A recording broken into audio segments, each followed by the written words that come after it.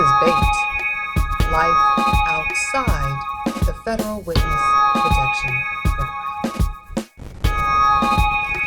Multiple human trafficking hacks at St. Rose Sienna Hospital in Henderson, Nevada. Hey, it's Susan. Welcome to tonight's episode of Keep the Bad Guys Away. Hey, nice to see you. Boy, let me tell you, I got some stories to tell you about St. Rose Sienna Campus Hospital in Henderson. Lots of human trafficking stories. I'm trying to make it brief as I can because I know you guys are healthcare professionals. You are smart. You can pick up on this quick. Okay, Catholic Healthcare West is now called Dignity. So it's a series, or 3 campuses in Henderson, Nevada. They have Sienna, their main campus. They have Rose de Lima, which is the old school St. Rose. And then they got St. Martin, which is their newer campus. So this is at St. Rose Sienna, multiple hacks. Okay, hack number 1. First of all, I was agency there for many years. But when I was being labor trafficked, forced to work 7 days a week at the hospital and turn over my paychecks, or else by a guy named Mark Moore, who is more dangerous than the people that the U.S. Marshals have on their 15 most wanted list. U.S. Navy diver trained, military trained. Okay, so now get this. And that's St. Rose Sienna. So this is about April of 2009. And you ever had one of those nights from hell? It was like such a night from hell. Oh my God, I started off with 2 patients. I transferred one out to another floor, and then I was waiting for another patient. Well, like a patient crashed, like in step down or something, and then got sent to me. And then basically what this guy had is that he had some kind of like underlying lung disease from working in the coal mines for many years. So his lungs were like all crystallized and stuff. So he was a major, like a flash ARDS picture. And he was so critically unstable that there were a couple respiratory therapists and me and a bunch of nurses in there, like literally all night. It was just one of those like constant code. I mean, this guy, we could not get him to ventilate. We tried every mode of ventilation that we possibly could. We had to chemically paralyze him and sedate him.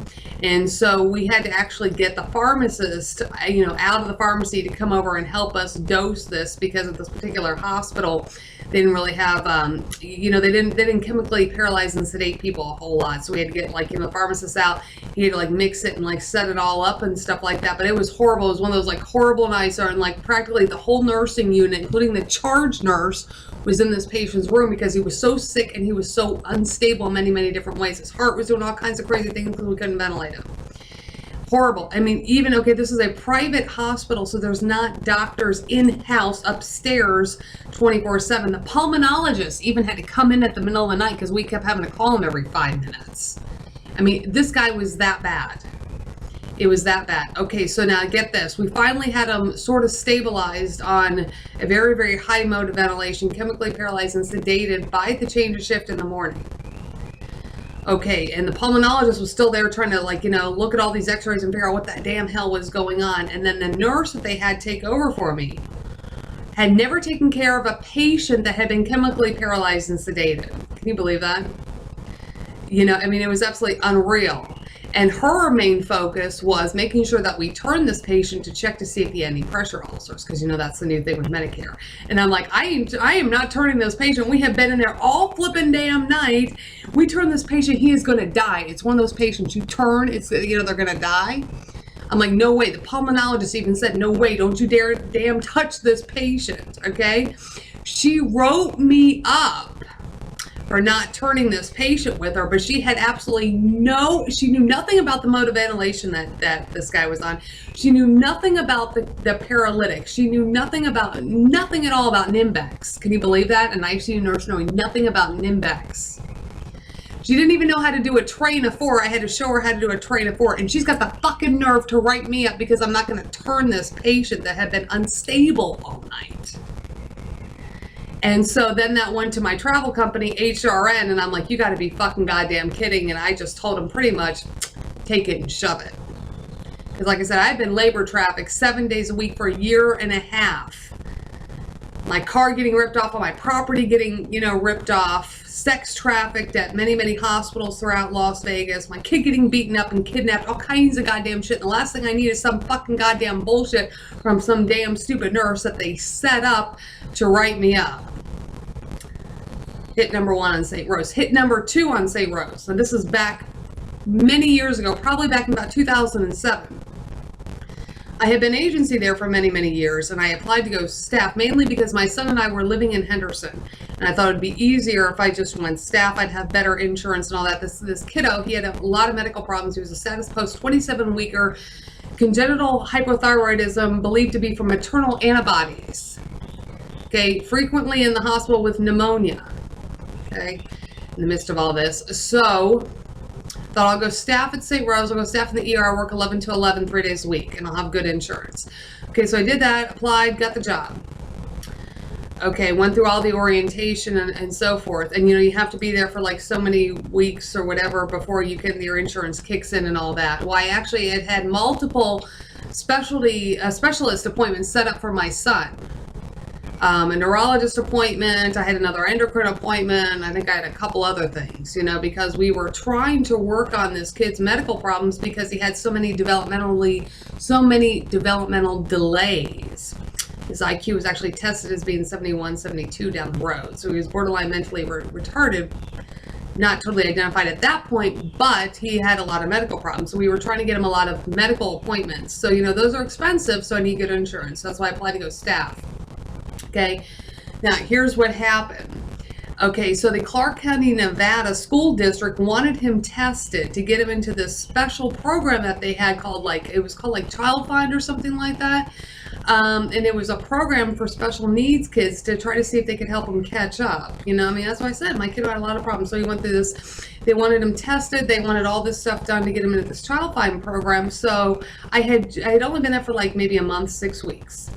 And so then I asked my nurse manager, I said, the Clark County School District wants him brought in on Thursday for this testing. It's a school district. Is there any way that I could have Thursday off and maybe switch it for Friday, Saturday, or Sunday or something? It's not for me personally. It's so my son can get tested so he can get the appropriate services that he needs. Okay, now my son, keep in mind, my son was a patient in St. Rose, Sienna's emergency department for respiratory problems in the past. Okay, so guess what? I asked my ER manager. He says no. So I have to tell the Clark County School District that, my ER manager won't let me have the time off to take my son in for these much needed appointments. So what ended up happening is that they rescheduled it for the next Thursday. I had to work, and then I just called in sick. And it's funny because the day that I called in sick from work so I could take my son in, because the fucking nurse manager wouldn't let me switch days, Joint Commission shows up. So I was very, very happy to miss that Joint Commission. And they got cited. St. Rose got cited with multiple violations, got put on probation. Okay. So then from that point, my son got tested, and he needed all this stuff. Like I said, they had figured out he had an IQ of 71, 72. Borderline mentally retarded. He needed all these services. He needed all these medical appointments, all of that. So it comes to the time for my insurance to kick in. And I had scheduled his healthcare appointments for after the date that my insurance was supposed to kick in. Okay, all of a sudden we get to that date, and I try to get some of his medicines like Pulmicort, which I was paying cash for, $300 to $400 a month. His Synthroid was expensive. We were always changing his dosages and stuff like that. Okay, my insurance didn't go through. And according to Human Resources of Sienna, I was the only one in that new orientation group whose insurance did not get transferred to Health Plan of Nevada. I was the only one. Everybody else that started in that group got their information got transferred, so their information was active. But me getting insurance for my son, that was inactive.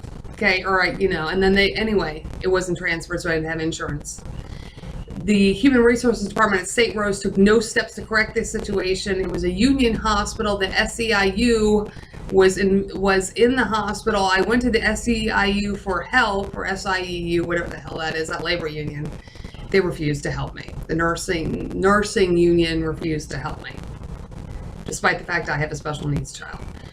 Okay, so I wrote a note to the hospital, and I put that they were violating their own mission statement about helping people in their community, and I dropped it off to one of the sisters for St. Rose Hospital and basically said in the nicest and most professional way that they can just take their shit and shove it.